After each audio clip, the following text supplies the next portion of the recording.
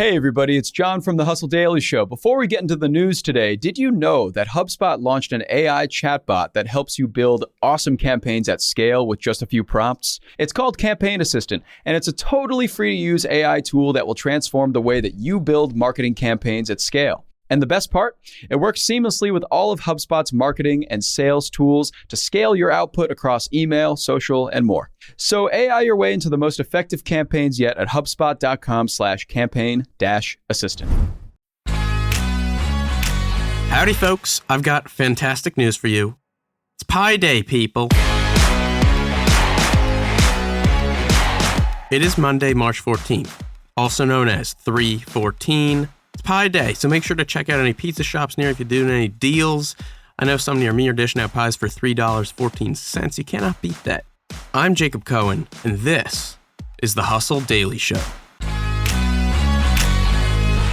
Later in today's episode, Meta and Russia. It's a complicated relationship that just got a lot more complicated, and we are going to discuss it. But before we get into that, here are 4 things that you should know. Let's get crack-a-lackin'. First things first, according to the Recording Industry Association of America, recorded music revenue hit $15 billion in 2021. It's best year ever. It's up 23% from 2020. Now, streaming comprised 83% of that, but physical sales were up 42.3% to $1.66 billion, and vinyl alone notched $1 billion, up 61%. What's really interesting to me is that 90% or so of music now is either just digital files that you pay a subscription for access to, or a literal sheet of plastic a foot wide. And vinyl sales have actually increased every year for the last 15 years. You know, it's hip, it's cool, it sounds nice, it's vinyl. All right, number 2, everyone's favorite state, New Jersey. So if you've ever driven through New Jersey, I feel sorry for you. But also, you may have noticed that you don't pump your own gas there. They have attendants that do it for you. Now, legislators are debating whether or not to end the practice. Some people say stopping the practice could save drivers 15 cents a gallon, but others say it'll erase thousands of jobs, and who's to say whether the gas stations won't just pocket the extra change. And just last week, a Rutgers-Eagleton poll came out that showed 73% of New Jerseyans want to keep the practice going. They don't want to pump their gas. They want other people to do it for them, so all the power to them. Number 3. 15-minute delivery startups face absolutely brutal economics. These are companies that promise to deliver your groceries, snacks, and other stuff in just 15 minutes. And now they're dropping like flies. Last week alone, Fridge No More, with 600 employees, shut down after a failed DoorDash deal. And another company, Bike, which is actually backed by Russian dollars, just furloughed 98% of its staff, although that had a lot more to do with U.S. sanctions on Russia than it did the economics of 15-minute delivery. And last but not least, number 4, last week, President Biden signed an executive order calling on the government to examine the risks and benefits of cryptocurrencies, and the move just so happened to come in the midst of a rising trend in Washington, crypto lobbying.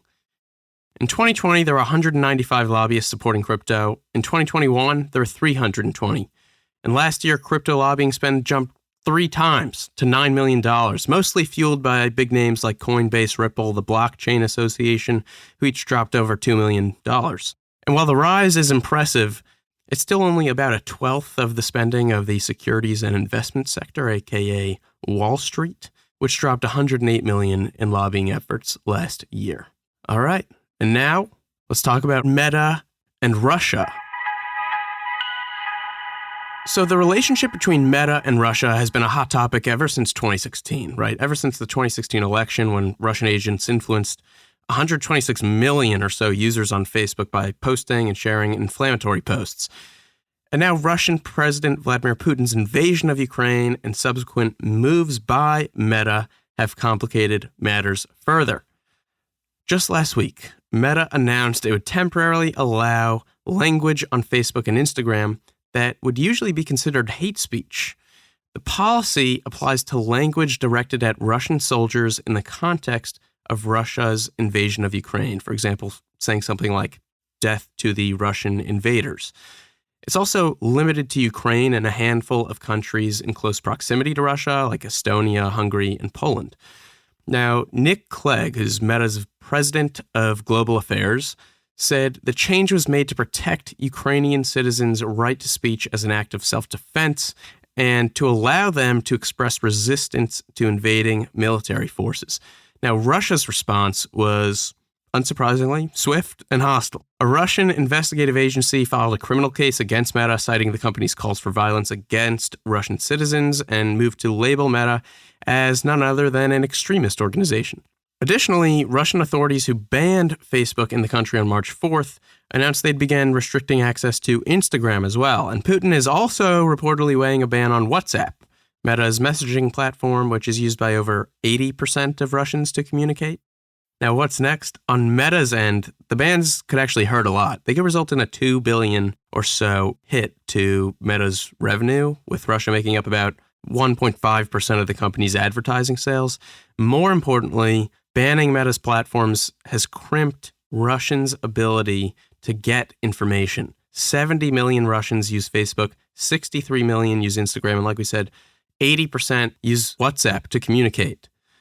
Imagine all that going poof. So how do Russian citizens feel about all of this? It's hard to say because people don't have a lot of access to Russian citizens right now to hear what they have to say. But a recent study analyzing sentiment on Twitter among Russian speakers found a lower happiness score than at the beginning of the pandemic. On another note, the Biden administration recently briefed dozens of TikTok influencers about the war in Ukraine and ways to distribute aid to Ukraine, which is actually a really awesome strategy, given these influencers' influence to us youngins.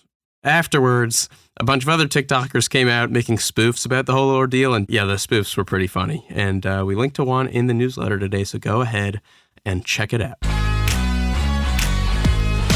All right, bada bing, bada boom. That is it, folks. For more on the Hustle's tech and business coverage and links to all kinds of cool stuff from around the web, check out our newsletter at thehustle.co. Thanks to our editors, Robert and Ezra. Love you guys. I'm Jacob Cohen, and you've been listening to the Hustle Daily Show, brought to you by the HubSpot Podcast Network. See you tomorrow.